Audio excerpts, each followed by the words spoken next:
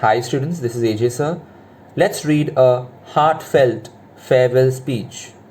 If speech writing is not in your syllabus, still any composition is useful in improving your vocabulary. Respected principal, teachers and my dear friends. Today is an important day for us because it is the day we take leave of you in order to study for our coming board examinations. We hope that all of us will pass the examination with resounding success. Resounding means great success. We shall never forget all these years that we have spent on this campus. These were years not only of great fun and freedom, but also of successful learning.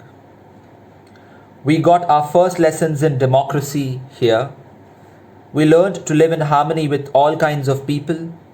Our professors were patient with us and were always there to clear our doubts. We are grateful to them, that is, thankful to them. We are also grateful to all of you who made all these years such a rich experience for us. A heartfelt thanks to you once again, and all the best for all the aspiring students.